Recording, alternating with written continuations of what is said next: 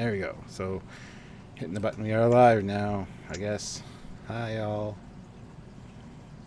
Oh, apparently Mecha Random is live right now, too, so lovely timing there. And I'm Rob Meyer Burnett as well, so it's Oh, really? Damn. a grand old team. Although I don't see it being live. Well, it says receiving your content. No. Audience Oh will yeah, see there you we in a go. moment. Now you are live. There we go. But they're going to hear all that, so. Hi. It's so weird to see. So weird to hear.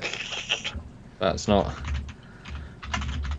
Well, that's just me hearing you. I'm actually listening to you on the stream. Yeah, hopefully it's You're not. like Could be awfully delayed. there's water running upstairs, so that could be it, too. What? Oh, in the internet, you mean? Yeah. Dunno. Greetings, one and all, to another extraordinaire. Jill's like, greeting Discovery fans and haters, yes. So, yeah, we initially weren't going to do a live, but we decided yesterday that we probably should, so we're going to talk about the videos we've released over the last few days, talking about the classic characters and how they've been treated so far on Discovery. We're talking, of course, about Pike, what we've seen of Spock, and possibly the Enterprise as well. So we're looking forward to getting your input on this one, absolutely. Don't forget, Super Chats are super important, as always. 25 And people. you're all super friends. Yeah. 25 people watching. Some of them are probably watching Rob Burnett, and others are watching Mecha, but that's okay. Well, we don't know everyone's plans, and no one knew our plan. Well, we've But we'll had see how it this posted goes. for like all afternoon that we're doing this, so nobody has an excuse. Okay. Oh, How you been, Stuart? How's your day been? This is like I haven't seen you in a long time. well, I had to put up with some British bloke for most of the day, filming and stuff like that. Most of the day? Tish, for sure. A little bit of the day. Slight. Yeah. And a bit. Yep, we filmed a new video for Thursday, so you actually get our full edited video and Stuart's live, look at my thoughts Ooh. video, and then we have a Friday to deal with. Or Friday. Project Achieva says, hi, I'm from London, Ontario. Hi, I am also from London, Ontario. But did he know that? Probably. 90 Lancaster says, I'm abandoning the redhead for you. Hope you are grateful. Yes, absolutely. Oops. Should the Waxana be killed off in the Picard series in a tasteful way? I wouldn't say killed off, but yes, maybe her passing mentioned. Retired. I mean, Killed that's like off nice is, to say. yeah, killed off is so harsh.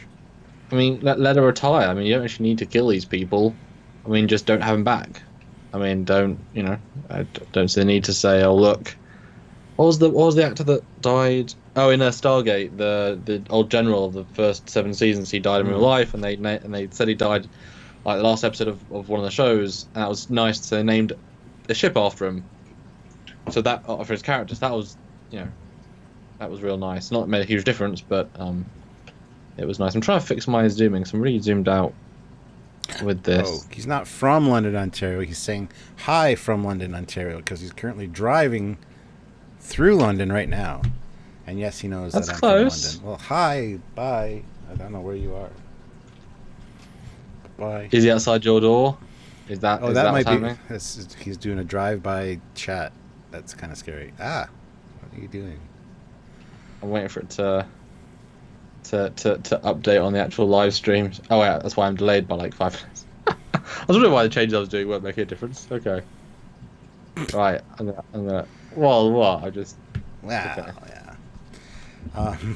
But yeah, I mean, you don't have to necessarily kill people off. I mean, either she was older. I would say that they'll mention something about it. I'm sure.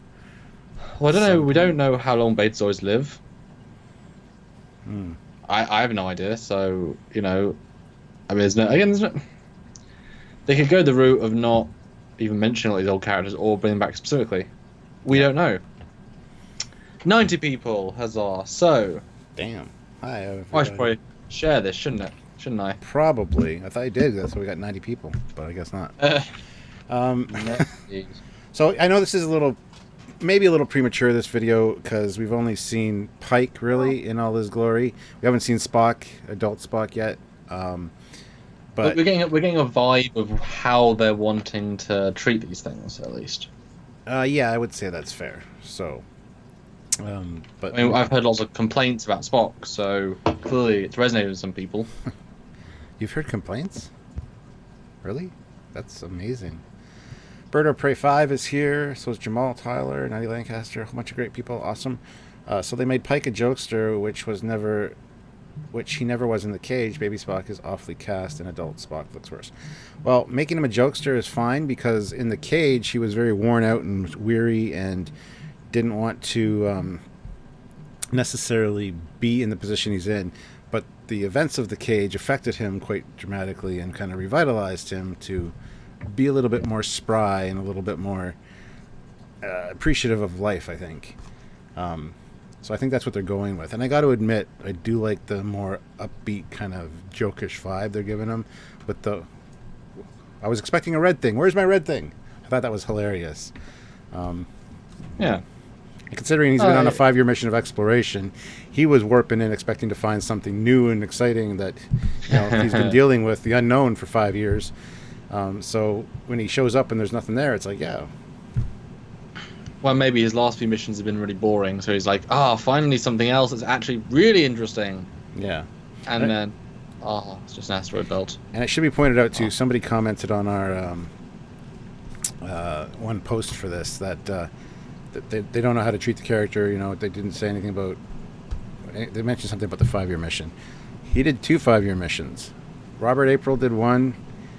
Pike did 1. Then Discovery happens. Then he does his second 5-year mission. And then Kirk gets the Enterprise after that. Because you got to remember, this is about 9 years now before TOS. So still a lot to happen before Kirk gets command. Joseph Petrick throws in €2 and says, I am a classic character. Treat me as you wish. And he wants animation number 10. So let me pull up animation number 10 for you. Which one's that? Hey, Enterprise. But yeah, it's been interesting to feel the vibe after the fact. Because obviously we watch these things in our own way. You watched it with Sylvia, I believe. You mentioned. Yep. And I watched it by myself in the morning just to try and embrace it. I didn't look at any social media. I wanted just to see what I thought, and I was pleasantly surprised. And I've gone back and watched all of our YouTube brethren like Law Reloaded and people have all done reviews, and it's interesting to see how tonally they're all so different. And also they all come from their own, and they all come from their own unique perspective of I mean, for the most part, hate, and that's I don't think I'm doing disservice to say that. And so it was fun to see a lot of them be positive on certain things. I'm sure they were a little bit in season 1 as well, but it's funny to see that because it's just like we all get what we get out of it, Yeah. And I got good things, although some stuff has maybe less made sense when you think about it a bit more. But I think because we're so used to analyzing, that we can also break things down into its layers. So we can say, well, the Pike is better, the ship CGI is better, this is better, the layers. But it shouldn't necessarily equate the whole piece as an improvement if certain pieces are better, because maybe I've lost some objectiveness looking at the whole thing as a whole. Maybe the fact that we're so used to the new universe that I can't see it as such a bitch slap in the face of Trek. I don't know. I really don't know, because we're used to it. I knew that's going to be a factor, but if I couldn't see it, I don't know. It's weird to see that sometimes people's perspectives and they still can be so strong on certain things, and yeah. I was going to jump off a point you said there, but I can't think of it right offhand. So somebody mentioned in the comments here that they think Spock won't show up till the last couple episodes. I'm not so sure about that. I'm thinking, I guess he'd come in episode 3, and you said episode 5 was our... I said kind of mid-season, as sort of the payoff element for the season. Yeah. Because then you get to those... I mean, you want to build up Pike, you want to build up whoever's you want to build up the crew, because once Spock comes in, he could very much outflank them. And as someone mentioned in one of the many reviews I watched, Pike comes in and instantly out characters all of them. He makes Michael Burnham look pretty bad. Just it's like, well, yeah, I mean, it hasn't got that baggage. If anything, you have to respect that man. You have to give him good baggage because that's what you have. So if you brought Kirk in, Kirk would have to be a better character than Michael Burnham, just because truly is the hero of the franchise. Yeah. Yeah. Somebody asked when the events of yesteryear happen in regards to this. I assume it's after Michael Burnham's come into the family, because the Spock in yesteryear seems a little bit older than the Spock we're seeing in Discovery, so no problem with that. And one thing that was suggested to me earlier this afternoon by Derek Rankin, he messaged me, and he said, has it occurred to you guys that possibly Spock sabotaged the Enterprise so that they couldn't or wouldn't come after him? He had the command clearance, he had the knowledge of the ship, and later it appears like he might be in a brig of some sort. So could it be that he sabotages the Enterprise so that Pike won't risk his life coming after him? And even his last log entry kind of says, this might be my last log as a member of the crew, because he's going to sabotage the ship and expect to either die or be court-martialed when he gets back. So that's an interesting fact, because we don't really know what happened to the Enterprise. But hold on, before we do that, Vincent Visions puts in $2. What if Hugh's working or tied in with the Angels? And he wants animation number 7. Hugh from TNG? I don't know. I don't know which he's. Oh, what if he's working with the Angels? I assume he and I assume it's just typo. Well, I mean, that's the thing. We should, at this point, the reveal of Tyler Vok was stupidly obvious. The Lorca reveal it makes so much sense when you break it down from the start. Okay. And there isn't really any other reveals. I guess Giorgio, but that makes sense because what you wouldn't bring a random character, bring someone else but I don't know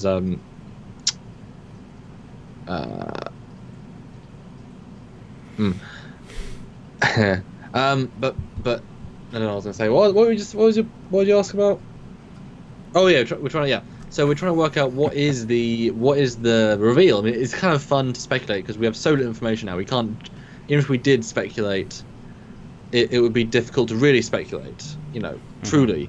So if we try and break down what is the fun reveal, what is the next step, what is the, is it a fun bait and switch if Spock's actually working with the Angels, if he's been corrupted, if his sense of logic is being, Cybok was corrupt, you could say corrupted in a less maniacal way, but still corrupted.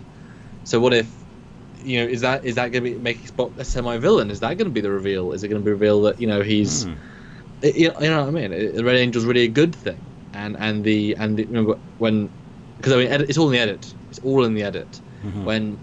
When Spock says threaten all life in the galaxy, what if that's actually a Section 31 plot?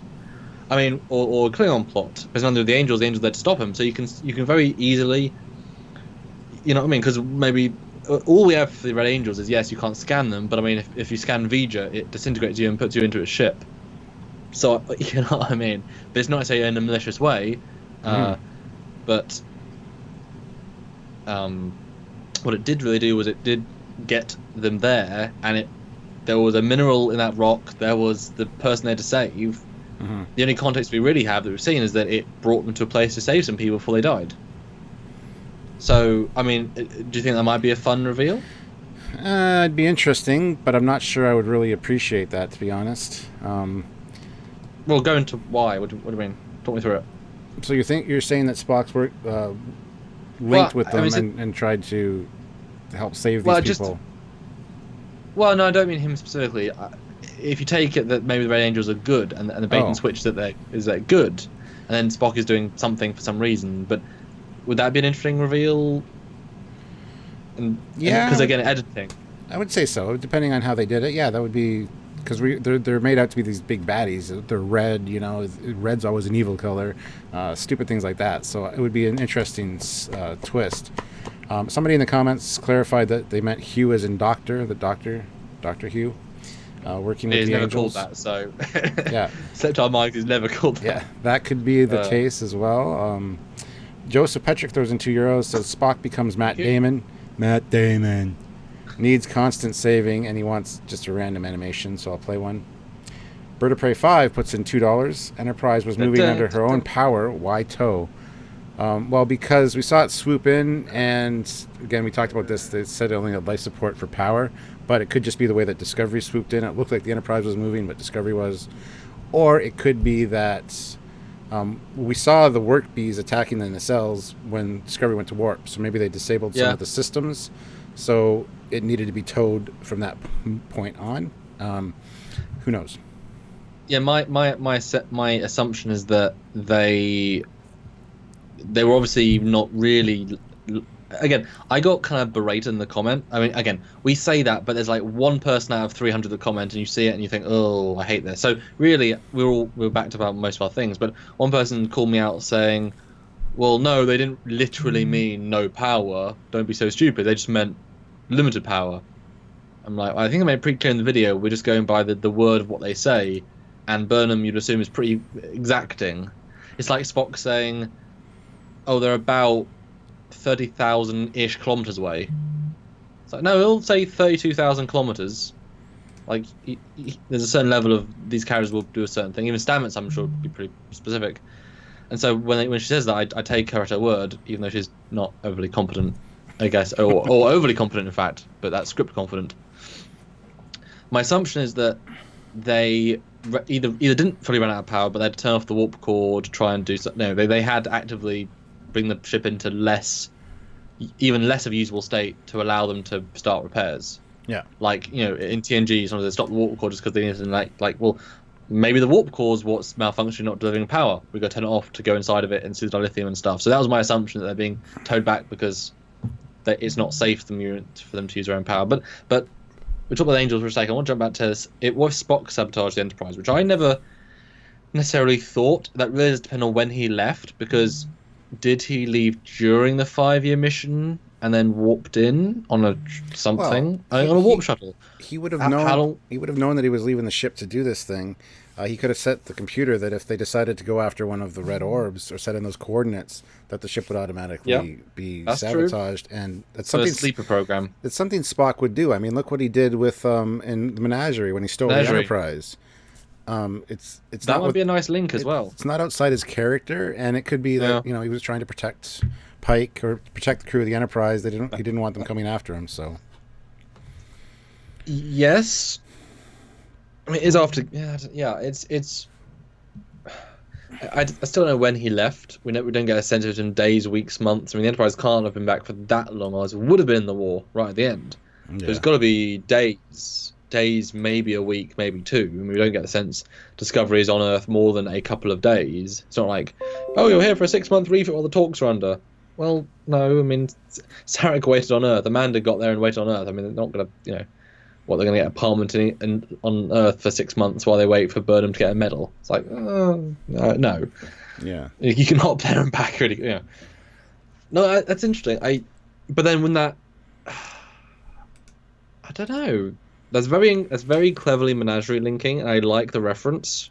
I think that would be a great link in. I really do, because it's something that's in his character to do. He's got the knowledge. He's got the technical know-how. He's got the and it would be a fun way of saying Pike could do a throwaway line saying, "What? So you can control Enterprise if I need to, sir? Well, if I ever call upon you to do the same thing again, I'm going to call in that favor. You took the Enterprise from me once. If I need you to take it away again, I'm calling the chip."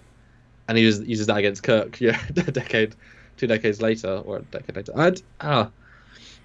But I don't know. Should Spock be that? Okay. Should Spock be that in control of the situation? Because that implies quite a few levels of understanding. Whereas I got the sense he was so drawn that they just went to Pike and Pike randomly. Dude, I've got to go. I need my leave. Here's my papers. I need 2, 6, 8 months. He just leaves. That's the vibe I got, rather than like he was searching for it, rather than knowing enough to know it was dangerous.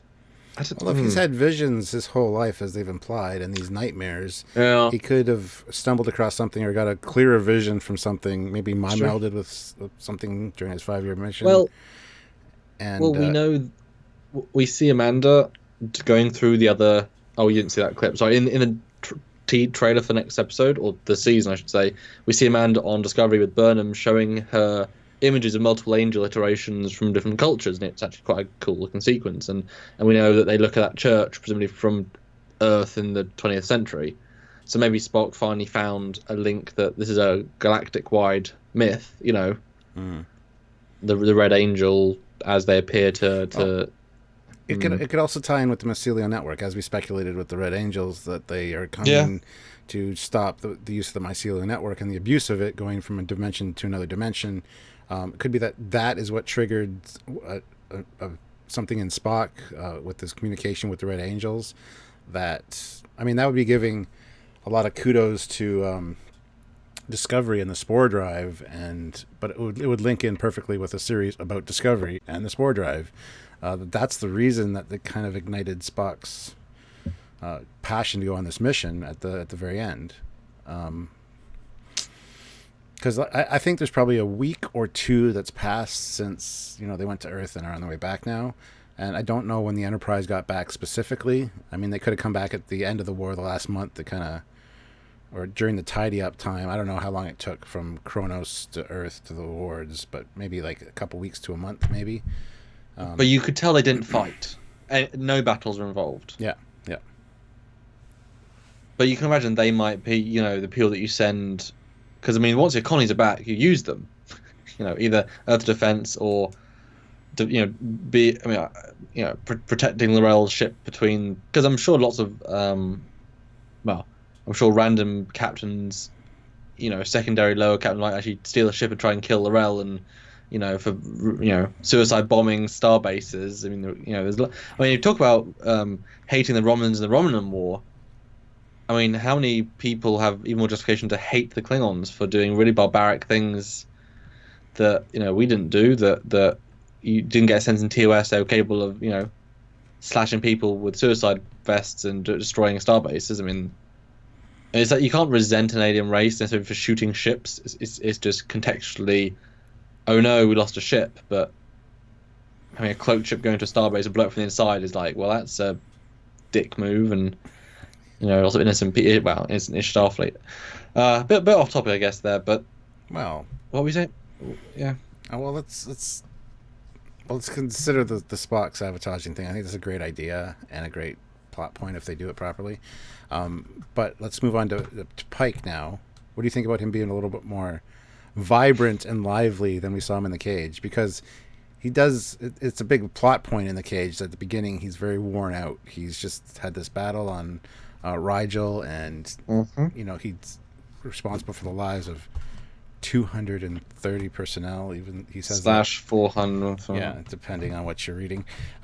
So he's weary. He's very tired, and then of course the menagerie happens, or the cage.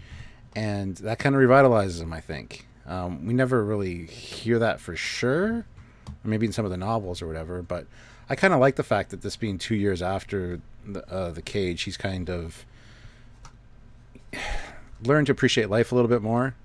And whether it's a result of that specifically or not, who knows? But yeah, I don't have an issue with his character at all. I rather like his character. He's a very, very likable guy. He's definitely a Starfleet captain, and a lot of people are saying that's a great, refreshing thing to see after Lorca and a non-Starfleet captain in that role. And I totally agree. And the fact that he does know the classified mission briefings on Lorca, he knows what the crew went through.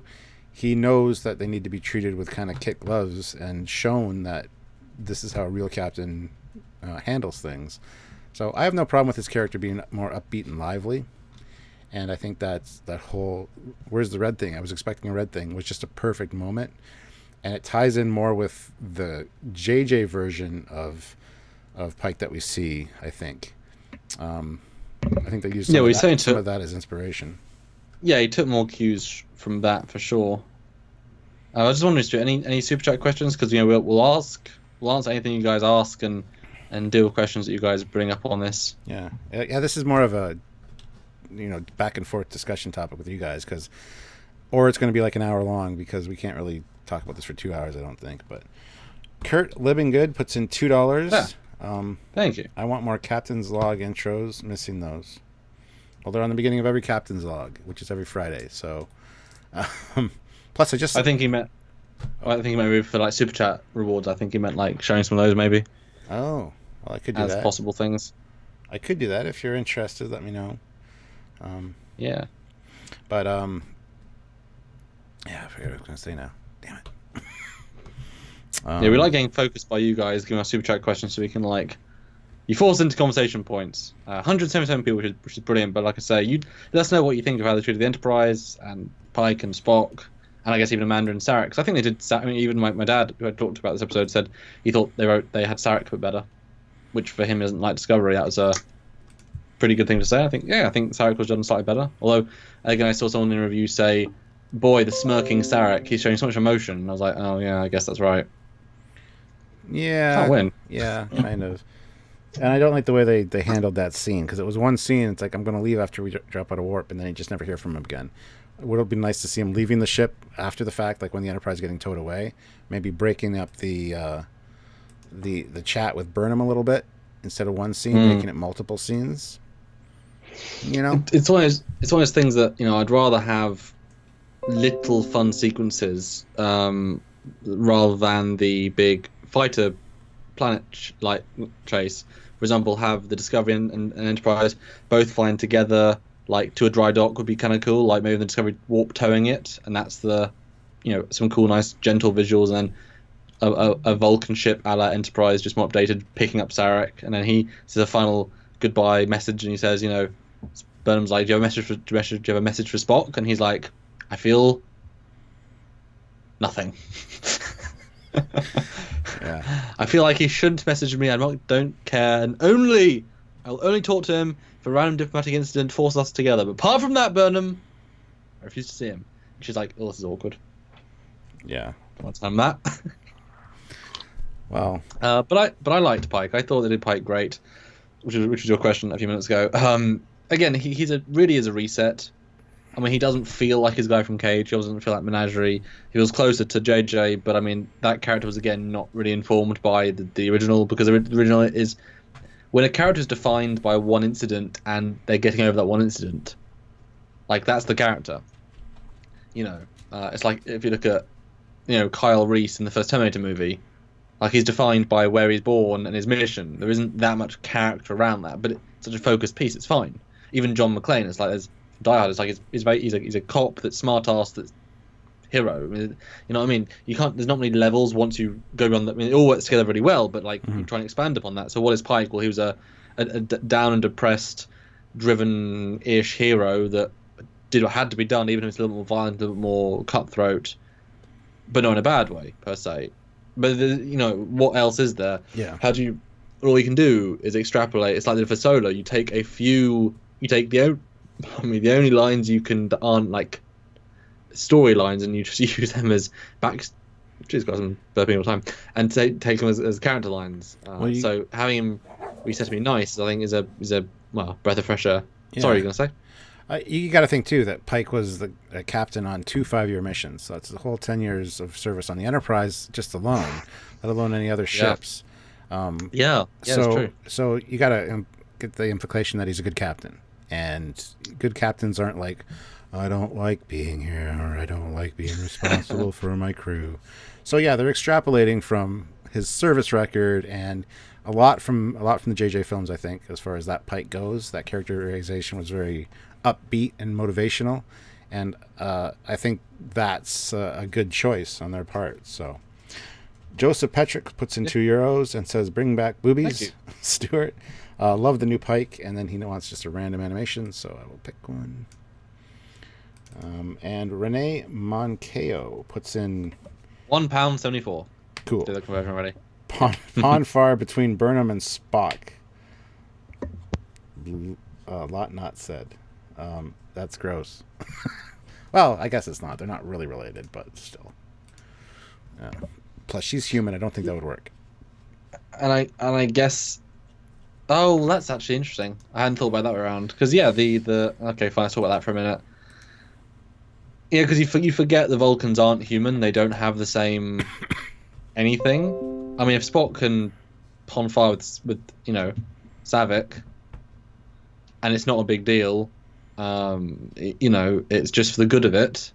Well, what if Spock's mega isolated, and what if again, going really, I never thought I'd talk about Spock's first pon far at 7. I mean, but what if because he's half human, none of the other kids want to help him? Whatever, his first cycle. So what if the only one that would is his half? This feels dirty, but that's actually an interesting paradigm. And then obviously that's his first one, and you can't, thoughts. I mean, well, So that's interesting. I don't really have anything specific on that. I mean, yeah, sure. With Star Trek 3, him and Savick did it. Savick was like a student to him. Yeah. But that was still, I don't know how life-threatening the Ponfar really is. They make it out to be this thing that if you don't get some, you're going to die. I mean, I don't know. It's just, it's I don't know why we're talking about this. Why would he have other options for Ponfar? But Well, like I said, I never got the context that they had a relationship thing. That I think is really poking a dead horse of trying to make her important. I just thought, just did something bad to him. mm-hmm. But maybe she's responsible for the death of his. Oh, no, she's not, because that was in yesteryear. His pet, the sealet. Oh, dear me. Well, it'll be interesting to see what she did to kind of, yeah. Adam Boots throws in 2 pounds. Thank you, Adam. Box log was recorded on stardate 1879.3528. And now you know. The more you know. Thanks, Adam. Yes. Does that link to Cage? I mean, does that? I don't know. According.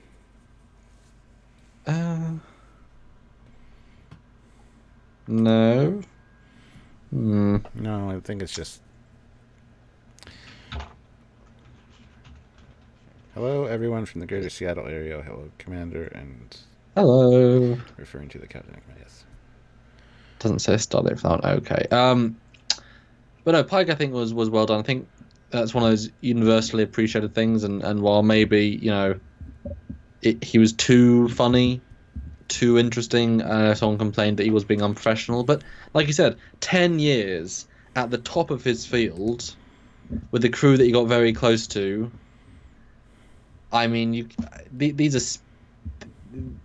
I mean, and this is obviously a super grey area, and you know more than I do on this. But before the Constitution classes, were there like 5-year missions, or was that? Cause I remember the vibe that is a special thing. These are actually now deep long range explorers. 5 years is a long time. This is a whoa. We're going to truly go out and explore. Whereas everything else, for the most part, was less of a that much. What was the? Well, I think that went hand in hand with the creation of the heavy cruiser in general. The Constitution class was meant to go out and be do everything ship, a multi-purpose tool. To be the explorer, but it could also handle diplomatic affairs should it need to. It can also lay down the law if it needs to. It's armed, but it's meant for exploration as well. So I think the 5-year mission thing was, they were pushing the limits of their exploration, going way out and keeping the smaller ships closer to the central core, doing the regular, hopping from starbase to starbase kind of thing. Because you kind of get the vibe in TOS that it's the Wild West. It's the frontier. You're out there. It takes forever to get a message back from Starfleet. Occasionally you run across, have to hit a starbase or whatever for resupplies or whatever. So What, hit and run or? No, not hit and run. Well, kind of. Maybe. I don't know. But yeah, I think all supplies up one go. And... But yeah, I think the 5-year missions were a big deal. They were a new thing. Even in JJ, it's like finally they decided to go on a 5-year mission after the beginning of Beyond, or a few years before Beyond, whatever. Okay. Yeah. Yeah, so I'm glad we got the same vibe there. So yeah, I mean that sort of bond. I mean, we're not even at 5 years yet, and we, in essence, see each other as much. I mean, this is quite a large crew, and you'd only see because there's 2 or 3 shifts. I mean, you don't necessarily see most of the people unless you try and make arrangements to see them. We talk probably more than a lot of the people on the Enterprise do on a weekly basis because you're doing different jobs. It's still a mini little community. It's like a little village. Hmm. And so, yeah, I can imagine. And this is just saying how Pike is more free. I mean, just like Kirk felt young again after a traumatic, a big event in two. I mean, yeah, he's had these really amazing, really weird experiences. But I mean, you would bring you and the crew together. Why wouldn't it? Yeah. Frank Black puts in $10. Thank you very much, Black. Frank, thank you very much. Enjoying the channel. Keep up the good work.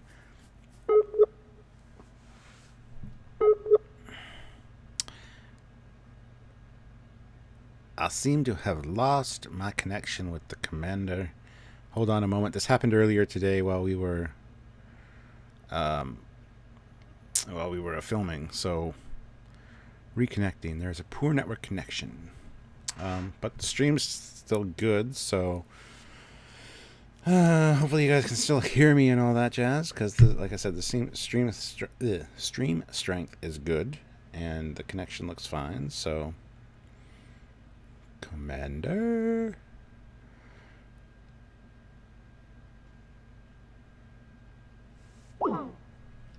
Okay then, let me try calling him back. Boom, boom.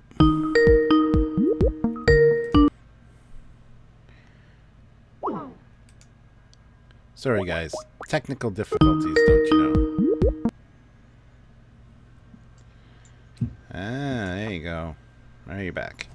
Yeah, I did the same thing I did earlier when we were filming. It said reconnecting, poor network connection. So, And how good is it that I had you host today? Well, the stream's still good. So, I'm in. You saved it, man. Frank Black. I'm gonna watch the stream as to what I missed. Okay, I was gonna tell you what you missed. Frank Black puts in $10. Enjoying the channel. Keep up the good work. Thank you. We will, and I'll just play a random animation for you because $10 is awesome. Thanks, Frank. That is amazing. Makes a big difference. You guys would be surprised. Seriously, like every 10 is like, oh, amazing. Yeah. So, yes. Wow, my face was great that it's stuck in. It was great. Wow. At least it wasn't a derp face. It was still a pretty good face. What? You've been stuck in some derpy faces before. That sounds really bad. I shouldn't have said that. I'm sorry. Anyway, so yeah, crew power, crew love, that must have been a big thing. You know? Yes. 2 5-year missions. I mean, I'm assuming that he came back, but how many of them do you think would say, oh, I want to go back for the second 5-year mission? I mean, I would assume that most of the crew would opt in for a second tour. Once you got to know the crew and stuff, I mean, it's like family, you know? Yeah. Well, Spock obviously was one of them.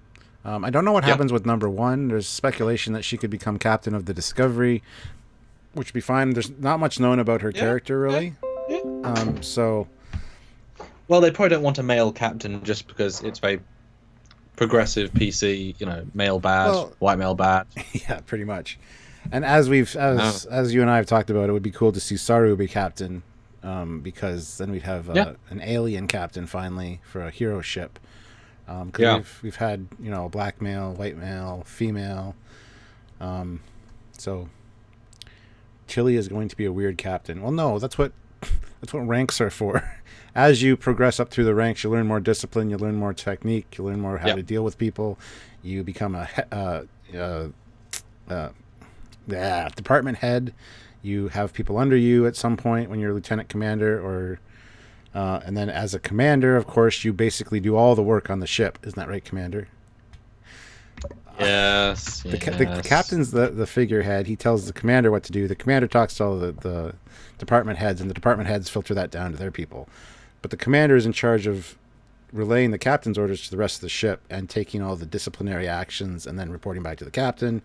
And the captain just sits there and goes, You did good. Now go do this. And of course, when it comes to the really tough decisions, that's when the captain has to step in and do what he's been trained to do. So I think Foley will be a fine captain when she finally gets to that rank. Yeah, I mean, you know, she shouldn't be captain for 20 to 30 years. That's why the Mirror Universe thing doesn't work out for me. She's still very young. I mean, yeah, she's still just as young, yeah. She's pretty, I guess. She could get into a lot of beds and kill a lot of people to move up through the ranks, but still, to be captain, it was a little bit of a stretch. And a brand new ship, which is probably also still brand new. Again, the Mirror doesn't quite work. It works once, but when you start understanding the universe, it doesn't. That's one of those things that... Because I talked to somebody the other day, and I said like 3 paragraphs, and they said to me, "Oh, you really understand the Trek universe?" I'm like, "Yeah." I kind of have to. Yeah, it's not rocket science. You just have to open, like we said the other day, you know, the canon box. It's like, we'll just open the box and look in and say, "Oh, this is what we've got to deal with." Okay, cool. I mean, Kirk was only the youngest captain ever, and he was in his like mid-30s, I believe, or like late 30s. Yeah, Kirk was the youngest captain at 34, I think. Yeah, I think that was the age he got his captaincy. So. That's pretty young until he's like 23, 24. Maybe possibly younger. I'm saying that because the actor doesn't look like 18. I mean, you know. Mm-hmm. Well, usually captains are like late 40s, early 50s. It takes a lot to get to that position. So yeah, Kirk really flew through the ranks. I also think, for the most part, captains don't rush to be captain. I mean, look at Riker. He delayed 7 years. You know, so there's only certain number of ships, whereas you can be a commander of a starbase or an away mission. You know, you can be of teams. Whereas captain, I mean, there isn't. Is there a captain of regular one? If it was the full if it was a Federation version, Starfleet. So, you know what I mean? Are there only captains of ships? I mean, how many captains are redundant in Starfleet? Are just because obviously you don't want to have one-to-one ships to captains, because what if you need a science captain for a science mission, a military for military? So how many captains are just sitting at home with coffee like, "Well, dear, look, I know I've been lazy around for the last 3 weeks, but I haven't. No, give me an assignment. What do you want from me? No one wants a berserker military captain, okay?" I cut the grass the other day on the riding lawnmower. I was captain for a good 2 hours. Yeah. I went to the grocery store and I was captain of the aisle. I felt good. I was like, "You need some bananas and you need some." Yeah. No.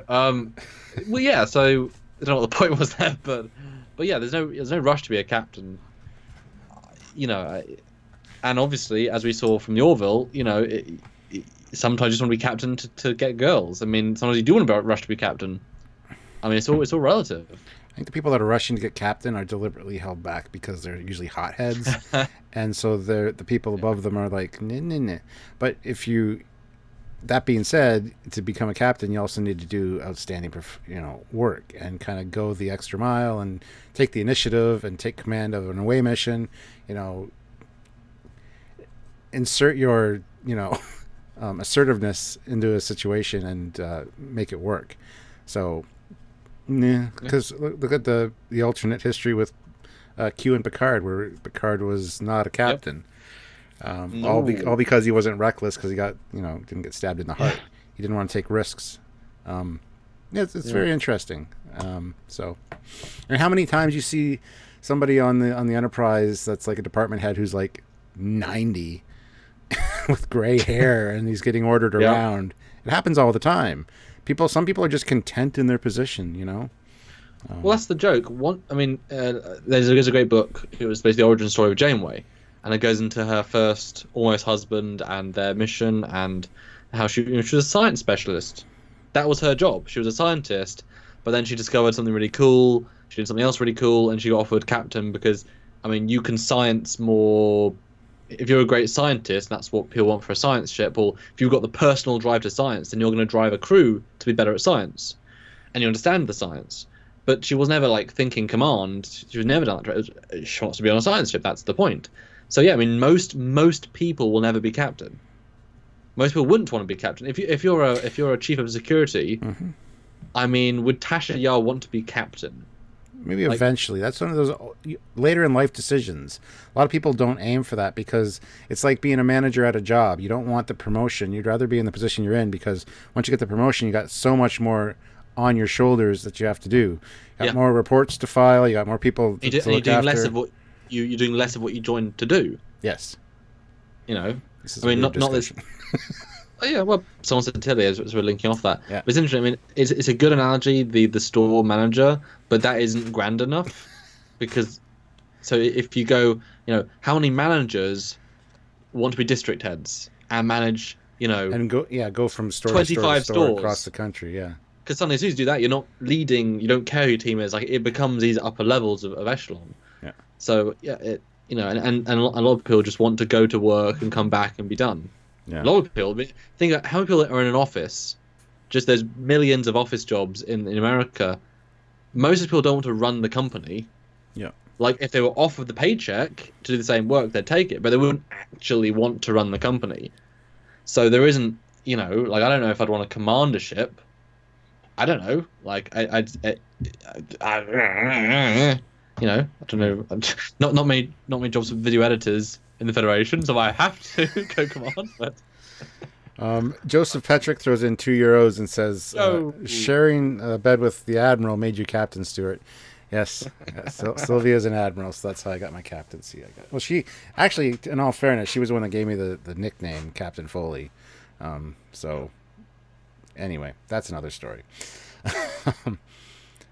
So, getting back to what we were talking about initially, I have no issues with Pike's character so far. We still have a full season probably of him being on Discovery, so we're going to see how the character acts and interacts with people during that time. Hopefully it's doesn't ruin the character at all, and so far I think they've really done a good job with him. I'm just looking forward to more of the same, and hopefully won't be disappointed. Is kind of where I'm at. I think one thing that this episode had an advantage is that it was sort of about Pike. He was given a real front and center, and he was given the proper respect. But once we get into the weeds of episode upon episode, and he's just given less lines, or we need to make Burnham seem better. That's always going to be the problem with the show. The lead. Normally, the lead's the captain, who expect to excel, who expect to be commanding. But when you make the lead and again, I had this debate with someone else. She's a xenobiologist, creature specialist. Okay, yes, she didn't go to the academy either, so she does not have the general Starfleet training. She has general Vulcan training, which is probably arguably better, but also less into other regions. She wouldn't learn the same whatever. She wouldn't learn like history and I don't know. But she shouldn't be qualified to everything. I mean, that's why you have people like, again, Voyager, you have people like Tuvok. Janeway wouldn't go into a firefight by herself except in very specific circumstances. You wouldn't send her to go to the warp core and repair something. She possibly could, but B'Elanna could do it in 7 buttons, Janeway could do it in 37 and hurt her finger. These people are trained, and especially since technology in Trek iterates, especially from TNG to like DS9. I mean, or to First Contact. Like, if you graduated at the start of TNG, you could still work a sovereign. And if you at least the basics. Well, that's one of the tropes about being a captain, though, is intimate knowledge of your ship. You kind of know every circuit more or less. Sure. You can do things in a pinch if you need to. How many times have we seen captains like Captain Picard during the baryon scan? He knows all the Jeffries tubes. He knows the layout. That's a big ship to know as well. Exactly, yeah. But that's as a captain, you need to know that. You need to know where your crew are in an emergency situation, how they can get out if they need to, or if you're the only one on the ship, as happens a lot, you got to stop an alien invasion. So.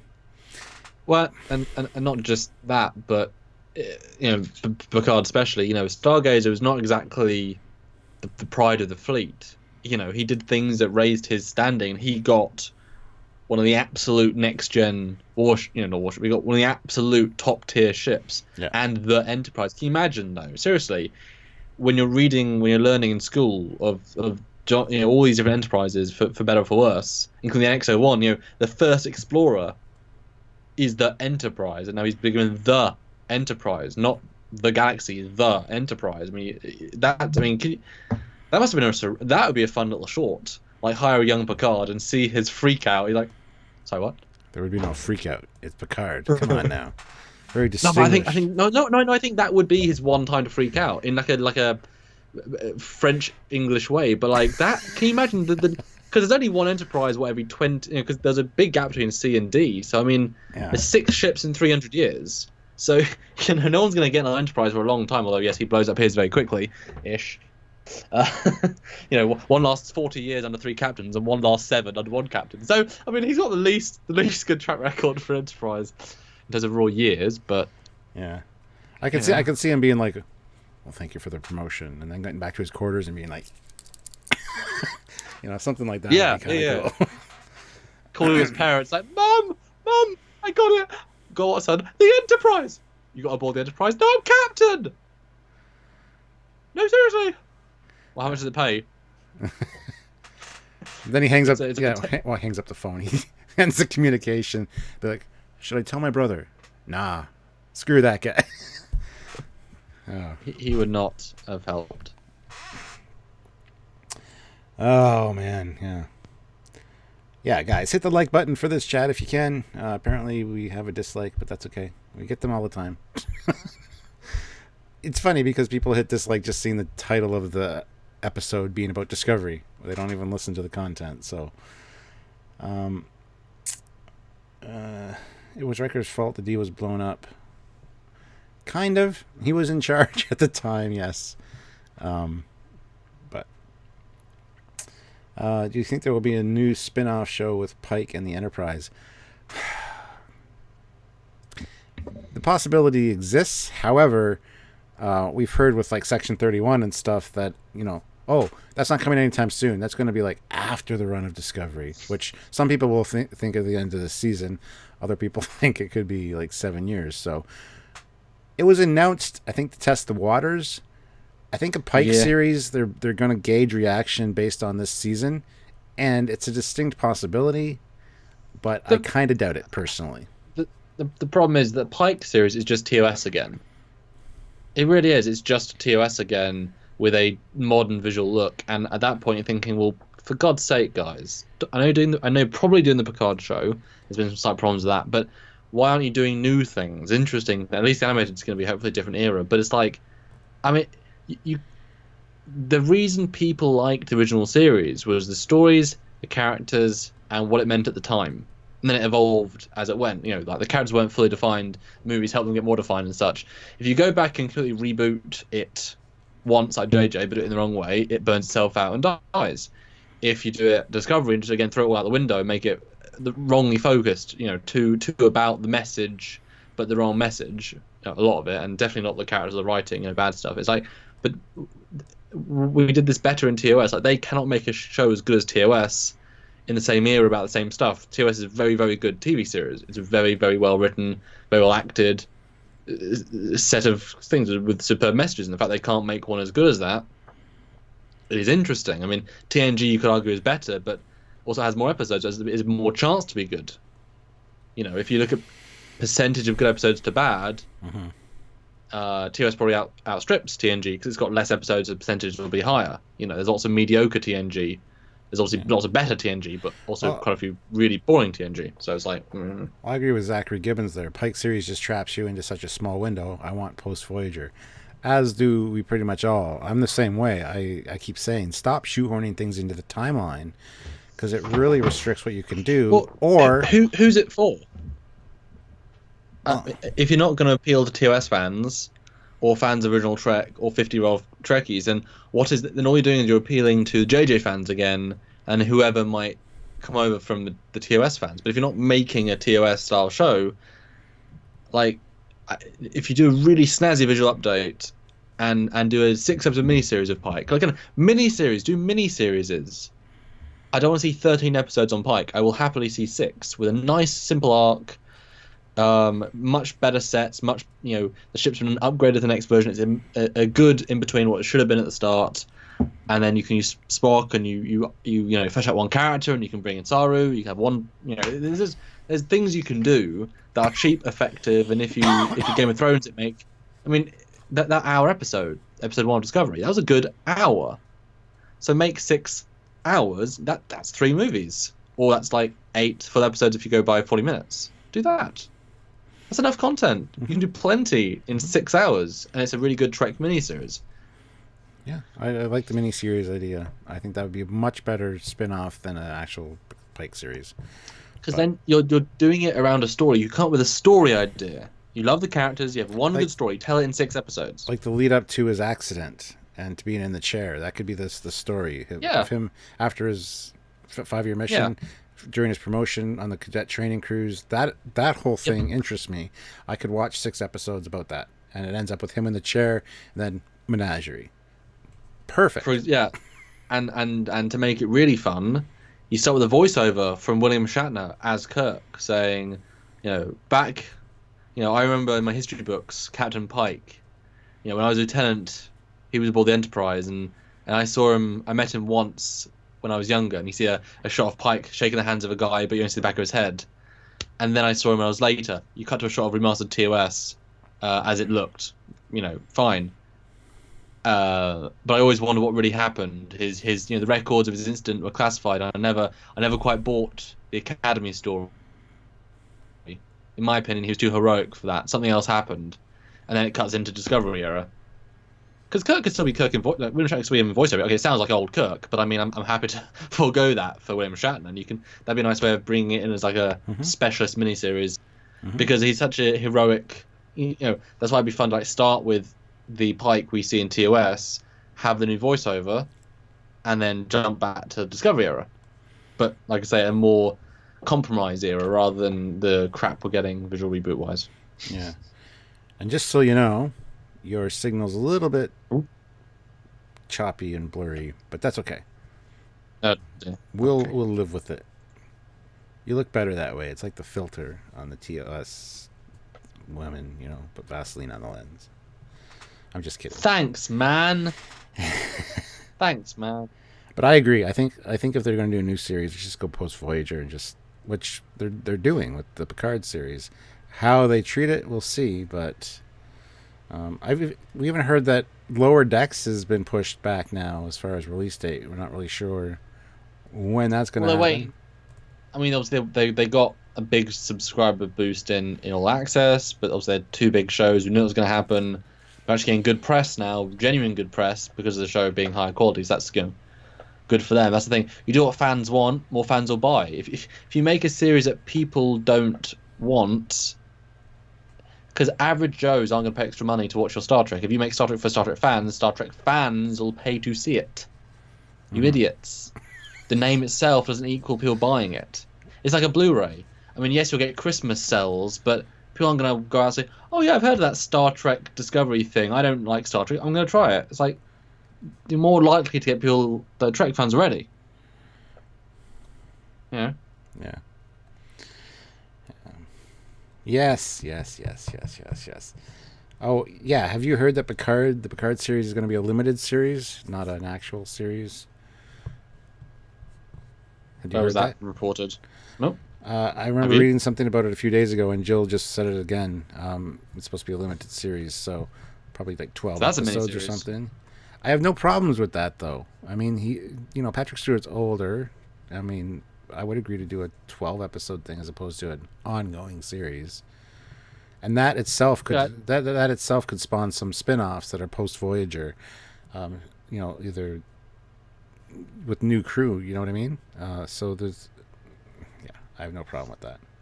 Well, I'm sure, to get Stewart is an instant win. Well, yeah. So I'm sure I'm awesome.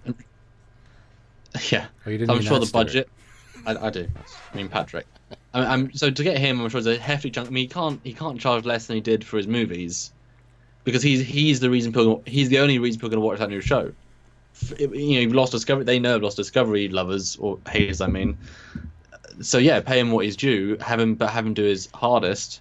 But yeah, make a good 8 episodes of a really good show, and have him bow out on his own terms. Hopefully, don't kill him, because that'd be sad to lose the character. I mean, again, killing Kirk, I like not knowing what happened to Chekhov, because you can have unlimited stories and he dies in his bed peacefully with 18 grandkids. You kill Picard in a space battle with the Borg. It's like, oh. It's like Kirk died like a bitch. It was shit. I hated the way he died. Yeah. You know, it was awful. It's not the way you wanted it after that movie. Yeah. That's why I like the novels, but... Oh, yeah, absolutely. Adam Boots puts in £5. Spock's log 1879.3528.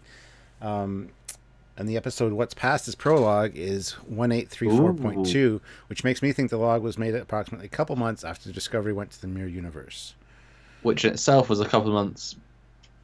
Then they wait. Remember when they came back, they jumped like 9 months ahead. I think it was like 7. 7? I thought it was 9. Anyway, okay, let's round it out to 8. They overshot by 8 months. Yeah. Even though it's 9. But that's okay. Michael Pollock puts in $5. Oh no! Well, hold on that for save that for a second. So yeah, so that means that he left while they were returning home, still several months out, several months into the war. Does that mean he's actually on the outer edge? Because I mean, again, you've now made all the shuttles in Discovery era, all the Discovery era ones. So, F it, whatever. It's a warp shuttle. F it. Who cares? Oh, F. Class F. They F'd it with a Class F. Well, it is. Yeah, it is a Type F. So. Oh, I don't. It's stupid. And they've got the work bees. Obviously, so I mean they've got that. So obviously the work bees are at least several years old. Does that mean the Enterprise always had those work bees? Yes. See, 9 months. 9 months. 9 months, Cocking. It was 9 months. Everybody's correcting you in the chat. Captain Foley's right. That's why I'm the captain. Which means when you said in the other video, you said, "Oh, the Clone War was only like 1 year." Yeah, I was like closer to 2 years. You're like, "Oh no, oh yeah, it was a full year," and then they were gone for like 6 months. That was 9 months plus the other most of a year. So yeah, it was about 2 years. Well, la-dee-da. Fine. Fine. That's why I make a good team. Yeah. God damn it. It's true. It's true. Michael Pollock puts in $5 and says, "Demons of air and darkness, the Iconian who is transported instantaneously across the universe. I'm hoping the angels are the demons of Iconia." I mean, sure. That would be fine with that. People have mentioned the Paw Wraiths, too. Could you imagine that? They kind of have the same, fire-like appearance, I guess. So... someone said 9 months for a 4-year war. Yep. Well, no, different war. Yeah, it's a different 4-year war is earlier. That happens like 7 to 8 years is earlier. But I do think the Iconians. I mean that would be if they understood the universe. But you can imagine Kristen Beyer, who's meant to be the fan, might suggest that because it's a really obvious one to include. Although that said, I really don't want to ruin because what the Iconians could be is real interesting. Mm-hmm. You know, it's good. Better leave the kind of a mystery there, I think.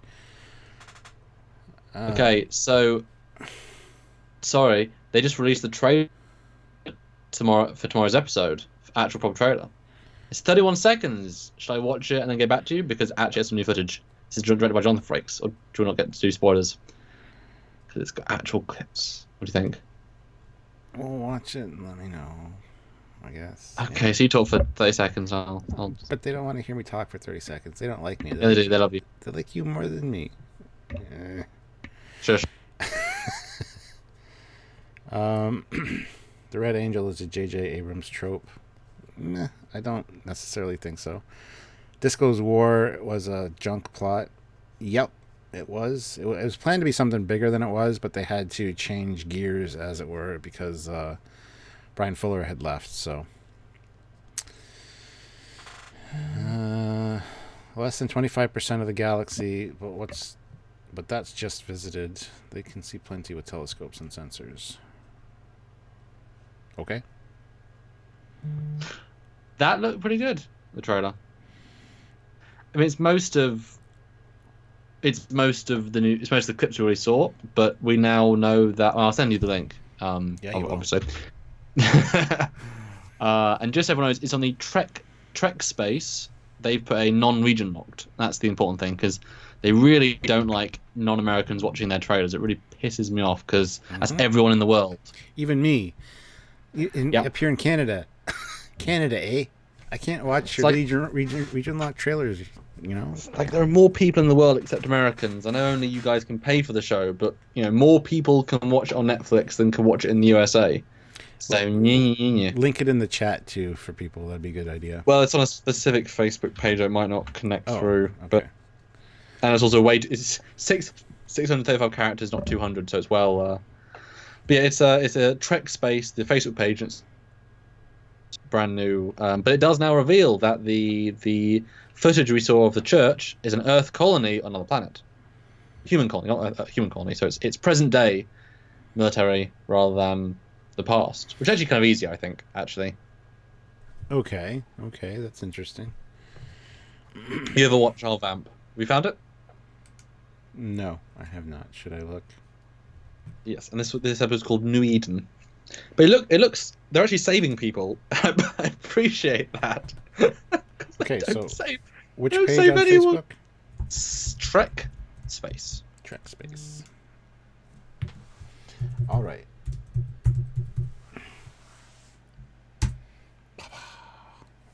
Sorry to be pushy, but can you speak to what you know about Kirk's location would be at this point well, he's on the Farragut, which is wherever that is. It's a colony, so assuming the references to everything else was true, then they're out on other missions that are keeping them away from the war, and Kirk never got a sense he was in that sort of war.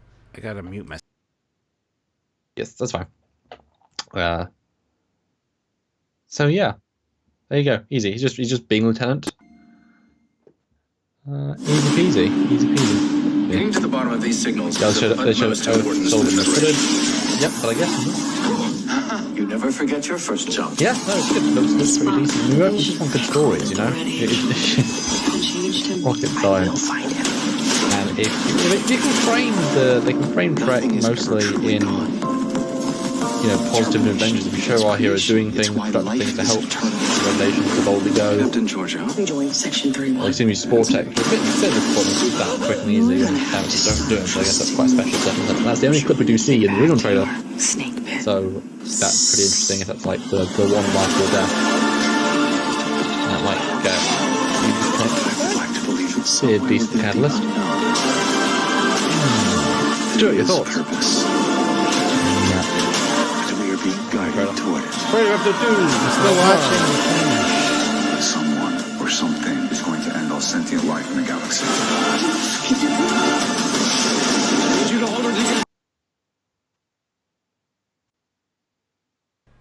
All right, my thoughts on what? Trailer. I'm loving it. It looks exciting. I'm looking forward to reviewing this one. Not that Oh, I wow, wasn't yeah, the you had the first one. Oh, I didn't know you had the audio on. That's funny.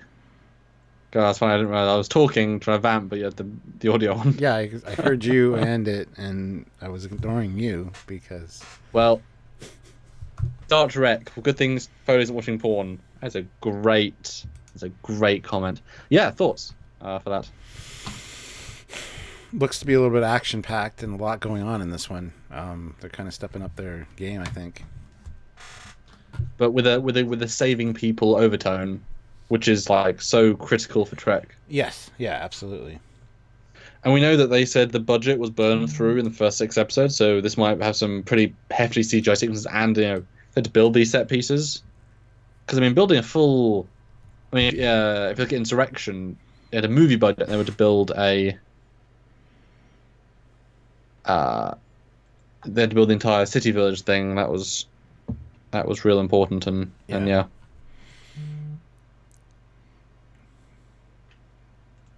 I'm looking forward to the whole Tilly blob thing as well. I don't know what's going on with that, but it looks interesting for sure. I don't know. They're attempting a lot, I think, and hopefully it pays off. But anyway.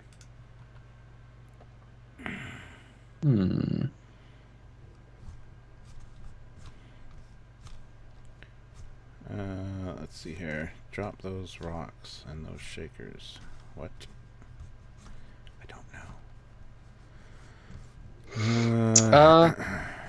By the way, the trailer is also on the Star Trek Discovery fan page, so there you go, guys. But you're probably American Bill, and that might be, Bill America locked. No, it's the fact is, I think this is the vibe they're probably doing, is that return Trek to a more episode-on-episode story. Give us a nice, concise tone. I mean, what were the most enjoyable episodes out of season 1 of Discovery season 1? The first episode, because most of the promise, but it was a sort of a contained story, built up, and it had a cliffhanger, but it was contained.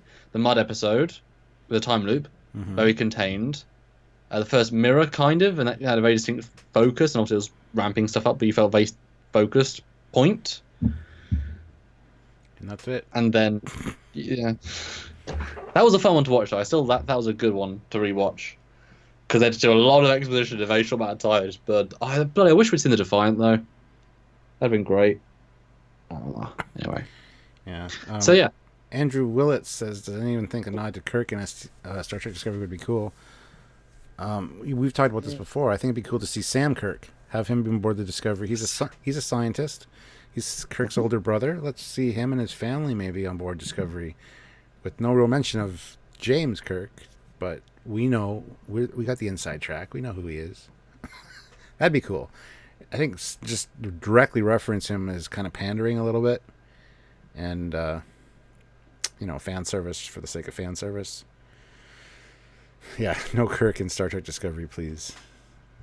Again, it's the problem with you look at the track record now. Is very, very bad and using characters. But that said, they've done Pike well. So the track record for yes, exactly. But I think arguably they've done Spock badly. Again, let's talk about Spock then. And that's a minefield in of itself, because is Spock truly important as the man in terms of the Trek universe, especially in the slightly pre-TOS time? Is Spock actually important?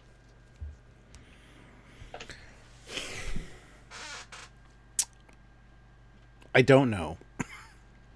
Mm-hmm. Sorry, I was just reading another comment in the chat, so I want to address it real quick. Somebody asked if Sam Kirk was the gay guy or if that was the nephew. That's the nephew. That's Kirk's nephew, Sam's son. And that's just a fan film thing. So anyway, what was your question? Sorry. Yeah. It was is Spock actually important as a man in the Trek universe? Well, we know he's important for Leonard Nimoy for the context, but is he actually important in the Trek universe, and specifically in the slightly pre-TOS time? Is he, important as a grander scheme? Is he just a man? That's a tough question, because how many times have the crew of the Enterprise, saved mankind as they know it, or the universe or the galaxy, or because Spock saved Kirk quite a number of times, and Kirk did certain things, and I don't know. I would say he's not important in the grand scheme of things as far as events go right now, for sure. He didn't really do anything amazingly cool until he was teamed up with Kirk. I think after the fact we don't. I think after the fact in TNG, people could look back and say yes, he was an important figure, but really at the time, I don't necessarily think so. Yeah, I would take that as well. I mean, he gets more important he's important in the sense that his dad is ambassador to Vulcan. That's a certain prestige of, hey, my dad's the Vulcan ambassador. Okay, cool. But yeah, it's not until that he elevates himself into being, a training crew captain, which is reasonably a good role to be, and then obviously the captain, part of the crew that saves Earth. Because even well, I guess they're the only kind to survive, but even one of 12. I mean, how many 12 science officers? 12. His Chekhov special for being one of the 12 security officers. Well, yeah. In hindsight, they're all special. They're all important because they're part of a team or a ship that does certain things, that saves certain regions, that saves certain planets, that saves the universe, whatever. Yes. So, but that's just splitting hairs. But at this point, he's point. still. At this point, he's still just a man, and so it's like changing the man with the backstory and the young Spock, and it's like he is still just a guy. He's a talented guy, he's a smart guy, but you wouldn't be on a con if you weren't talented and smart. And theoretically, Saru's talented and smart. Theoretically, Burnham's talented and smart. They all have talented, smart people. You wouldn't be on these ships unless you were talented and smart. Because guess what? There's trillions of people in the Federation. and these happen to be on board the super. There was secret test ship of the Spore Drive, the best of the best, handpicked by Lorca. Like they're going to be very, very good anyway. Although I wonder what the criteria was to get. No, I guess we know what the criteria was to get for Lorca to pick the bridge officers, because they're all mirror universe security guards. Seriously. So is that why the Discovery crew came about the way it did? Was because of Lorca specifically, and it's just. I mean, I assume he handpicked them all. I assume he did. I mean, there's no reason to think a rush of whatever her name is, like she's shown nothing interesting and she's just a Helms person. It's like, but he knows that she's a ruthless killing machine in one universe that he knows personally. Why not pick her in this universe?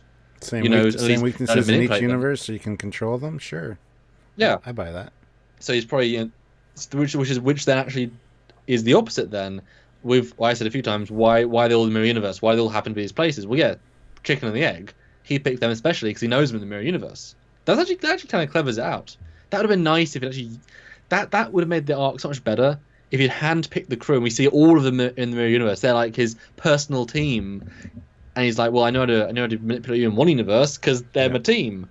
Like, wouldn't that be cool if when he gets his crew out of the pods, the torture tubes, if there'd been like the entire bridge crew, like everyone that we know is the ones he saves, and now we have literally the mirror Discovery crew. People would have fighting called with bullshit Lorca. on that. They would have been pissed because they wouldn't have understood that he handpicked the crew.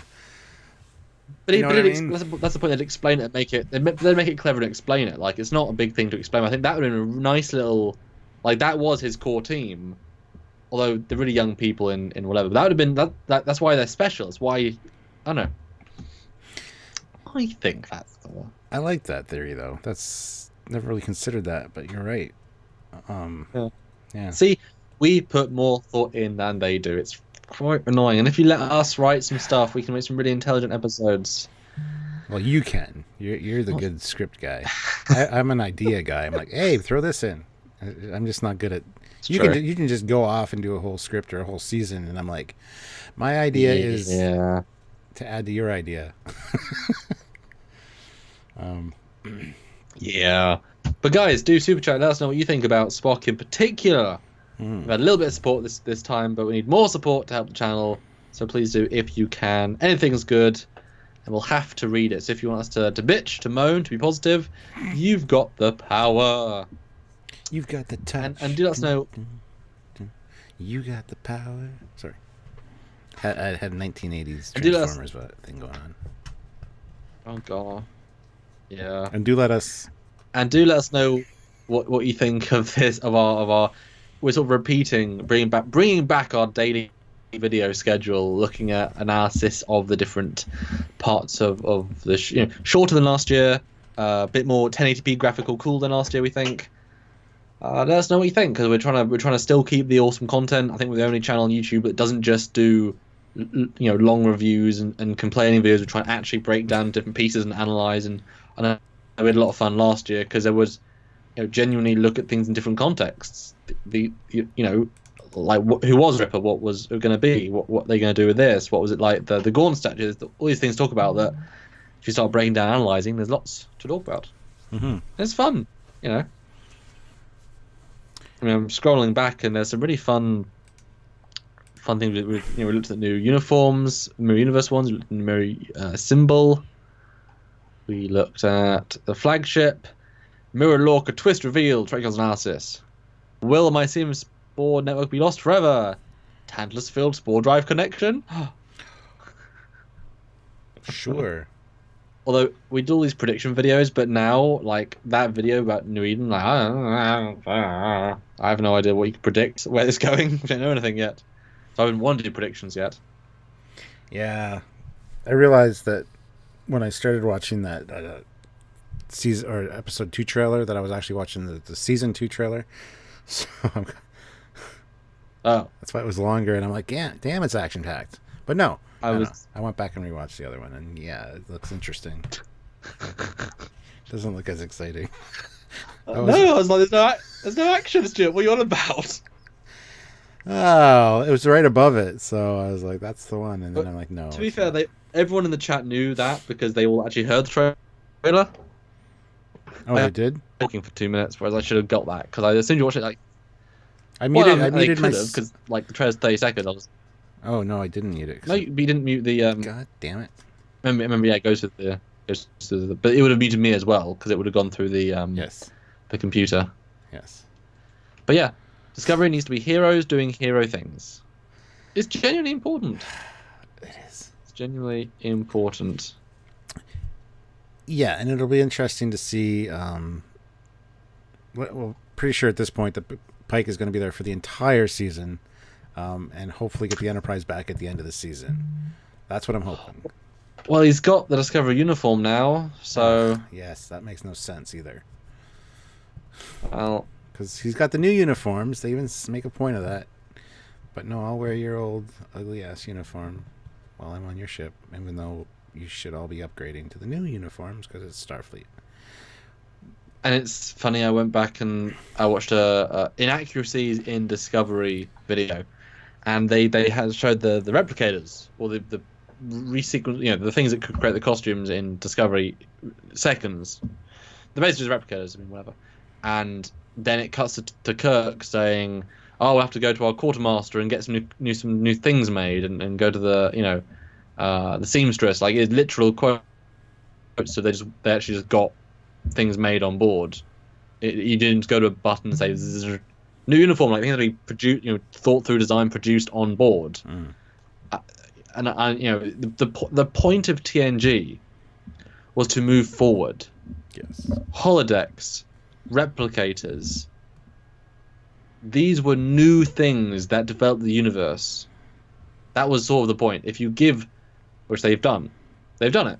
If you replicate TOS, then you're removing that. And yes, I know now you look at it, how could they have not have designed it earlier? Because they were transporters. But it's like, that's not the point. It's the universal evolution. That's why it was fun in Enterprise. The limitation factor. Oh, we don't trust transporters.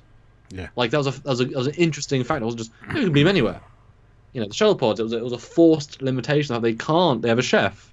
Like, it's interesting. It creates a whole new thing. They never actually had food problems, which would have been kind of cool if they'd run out of supplies. And like, especially in Zindi Expanse season, when like we're down to our last crate of poppadoms, the crew will riot.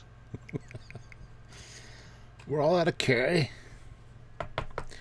We're all out of Kelpian. Oh. Kelpian ramen noodles. Well, the reason they went extinct because we have delicacy. We have one on board. Oh. Yeah, I guess the TOS color outfits left Stir fry. before the end of the last episode. So Pike got a tad less good. Yeah. It's really somewhat bland now. I still don't know why. Well, I know why, because plot and because stupid. Like, again, if you have been with this crew for 10 years, and your replacement science officer was a bit of a dick, but he died, whatever. If I was these people, if I was Pike, I would bring on at least 5 of my bridge officers, 10 officers that I know, 20 officers that I know, and swap some crew out. Yeah, they're not doing anything because the Enterprise is getting fixed. I mean, they might be helping with the refit or the repair, but still. Or just time off. But, I mean, you want some loyalists to help back you up. I mean, yes, they don't know Discovery as much as everyone else, but you don't need scientists to know how to use Discovery. It's the same basic technology. Yeah. Okay, you now have 3D hologram monitors, which the Enterprise doesn't have. That's a slight update, but it's like you'd bring your science team, you'd bring people, your engineers, you'd bring people that know, and they could easily get up to speed with Discovery. It annoys me. It's just him and his maybe the engineer won't even return. It's like, this crew isn't the best crew. It's one of the worst crews. And John says that Star Trek, the animated series, had a holodeck. Not really. They had an environmental recreation or recreation room or something. We're not sure what the extent of that was. Plus, it's the animated series, so. Yeah, he did that years later as a cool thing for his show, and then he said that wasn't canon. Gene said that TOS wasn't canon, so he undid it because guess what? He had his new show. He wanted to make something new, and at that point, if you hadn't seen it, you hadn't seen it. Which a lot of people haven't seen the animated series even yet. So. Yeah, so most people would say, "Whoa, look, we've got holodecks. That was awesome." It wouldn't be the same. So, yeah. Whereas nowadays, yeah, we can go back to the entire legacy and say this, and this. But at the time, it was like, yeah, we can just sort of invent them again and be fine. But obviously, much better realized. So, I mean, that's like a splitting hairs of what's canon or not. But it's Where's Tyler? A human with yeah. Klingon strength would be an asset. Yes. Well, all of his bones and organs will change to human to pass. So I don't think he has any of the enhanced abilities because I mean, that's all built around your physical body, and your physical body is done down to human. So I doubt he has any. I mean, the training, but since he's not trained to use his body, part of being so well trained is having the reflexes of a honed system. And Bill says, I thought in the Collie series they had a holodeck, but maybe I'm mistaken. Yeah, it's not the Collie series. That's the Vic series. Star Trek Continues. They have the holodeck. But again, that was brand new technology. Which is, and and also not official, licensed, or canon, so it doesn't make any difference. Yeah. At all. It's just it's just a good trope to put in. It was like an Easter egg in that one because it was at the beginning, and then that was pretty much it. So. Yeah. And I can see them being like a test bed for it because they're the first 5 emission. It's kind of cool to have like a thing to help stay sane. Yeah. Like it would have been fun to have that sort of technology, but then also it always never work. Yeah.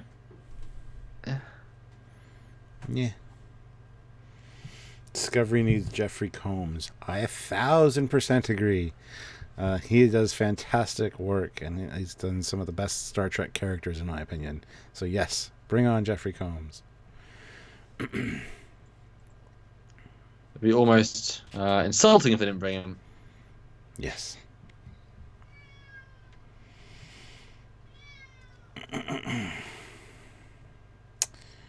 Yeah, let's see here.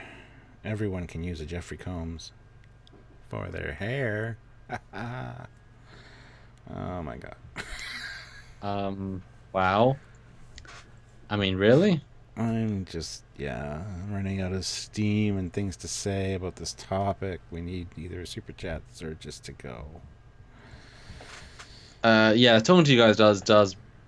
It's like when we had so many people just talking, you can bounce forever. So it's nice to have you guys working with us. Yeah, and I've noticed that after these lives, I'm really burnt out. I don't know about you, but when I'm done this, I'm going to go sit on the couch and just kind of like, I just feel so drained because it's like I'm always on. I've got to keep editing, so no, for me, I gotta make the video for Thursday. But I know what you mean for sure. Yeah. But no, overall, I guess I think they did reasonably well. I mean, this is all like a we'll see. Obviously, we want to say our first impressions, but I mean, they obviously paid very special attention to Pike to make him special. I was clearly, make him stand out and be epic, which is, thanks for that. Yeah. Anyway. Oh my goodness. Captain's a fellow introvert. Absolutely I am. Tyler had more kills than Mirror Universe trained Lorca. Okay. Hopeful 3135. Thank you very much. Puts in £2. Why does Pike have a Cardassian award? Oh, that's interesting. It's a good question, but he also has the Okuda award. It's one of the awards that was listed there, which is cool. Because they like references that don't quite make sense. They're kind of Easter eggs. They're not really meant to be seen specifically. Kind of like the little rubber ducky and the MSD of the Enterprise D. They're there. You can see them if you look for them, but. Bill Barkley says he's waiting for your Beyond movie talk. Yeah, we did a review of Beyond. It's up. That was when Trekyards existed. So just go search Trekyards after Beyond, and you can find our full review on it. No, he's talking about with me and Sylvia. Oh, you never did one, did you? Because No. we did ours. No, It was we Trekyards have- review. Yeah, Yeah. I just me and Sylvia got around to it because yeah. Is that probably it, Stuart? I think that's probably it. I think hopeful you're our last bit of support, Yeah, and we can have a nice, gentle. and I'm sure. We'll see you again. Yeah, I'm going to say, I'm sure this is something we can revisit at the end of the season after we've seen all of the character arc of Spock and Pike. I know it is rather early and to jump in on this, but we've seen them in one episode, sort of. Spock, not so much, but It's first impression. yeah, It's yeah. it'll be fun to revisit it at the end and see how that goes. Elizabeth Smith puts in £1.99. Thank you very much. Ah. And we got a random request for animation number 16, so I'll just play it just because I think somebody that might have super chatted. But there we go. Nice. Oh, we got another super chat. Mr. Poshney puts in £10. Oh wow. Evening, gents. I liked Pike in episode Amazing. 1. He actually felt like a captain, except when he let Michael openly disrespect him on the bridge.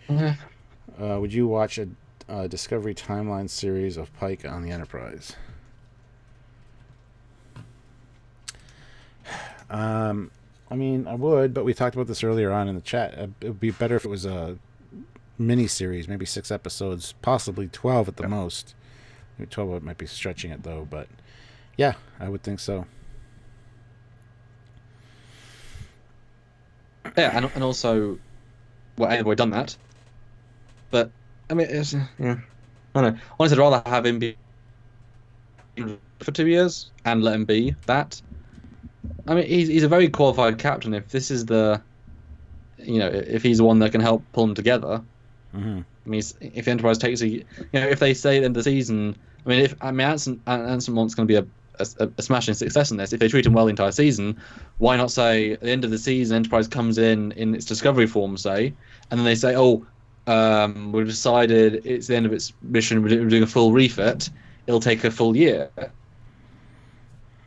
and then we lead into, Yeah. now he's a captain for another year, and after that, whatever. Because I'd be fine for him to be I don't. Because Saru as a captain's fine, but he's not strong enough, even person, let alone character, to be a captain. I mean, I know that we're not. Burnham is the focus, so it doesn't matter who the captain is, because Burnham is the focus. But you can imagine that Burnham would actually overpower Saru on the bridge and try and take control. And if Burnham didn't agree, she'd say, "Look, Saru, we're not doing that." And it's like, Jesus Christ, Burnham. You know what I mean? If she really didn't agree with it, I mean, look to Giorgio. She nerve pinched her. She'd known for 7 years, and that was basically her mum, her surrogate mum. Mum. Yeah. We got another super chat as well. Daniel Dunlop puts in $2 and says, "Let's see Tilly's rump fly by." Well, I would love to see Tilly's rump fly by. However, we don't have any animations of that, but I can just... let's do this one. Why not? Dearie me. But yay! That was a nice little boom of stuff at the end. Brilliant. Thank you for the support, guys. And we are going to jump back on tomorrow. Not sure the topic, but from the chat, 230 people is brilliant. Thanks so much. And then you got more videos tomorrow the next day. And then Thursday, you've got Stuart's first reaction live, which I'm excited to watch. Mm-hmm. And then I'll watch it on the Friday morning. And then we'll do a long day of filming. Well, not so editing. It's not too bad. Friday, it's better than last year. Yeah, Friday we'll have our quick 20-30 minute review up, and then do a live 2-hour one talking about the episode Which again was at 5 really Eastern Standard Time. Yep. Last week's was really fun. Breaking it down scene by scene, and don't forget the standard regular Friday releases: the Captain's Log at 9 o'clock and the Eagle Moss review, ship review at 12 o'clock. So those are always things that happen as well. And that's the crazy thing. We don't stop content. We just add to it, pretty much. Yes. Or at least videos per day. Yes. Because we're crazy in love with you all. We love you so much. All of you so much. We do. You are the best people ever, the fans. All right, guys. Thank you for putting up with us Oh, and awful. tuning I in. We apologize. appreciate it. We had almost 200 people the whole time, almost. And considering that Micro Random and whoever Rob. else, Rob Burnett, was live at the same time. That's pretty impressive. So, thank you very much, guys, for tuning in, and we really appreciate it. We love you. We do. And on that note, we'll be. Oh, yeah, going. you've got a button this time, haven't you? I do. Cool. I have the button. I have the power. Okay. I have the power. Sorry, I didn't want to go with the touch that time. I thought I'd go with the He-Man thing. So whenever you say to go, we will go. Okay. So we're going to go at some point. Yep. Tilly's going to need a wider captain's chair. That's just rude. I like Well, she Tilly's. fit in the ISS one just fine. I like Tilly's rump. She had to sit on the edge, though, I think. But anyway, on that note, we'll see you guys later. Bye, guys. Bye.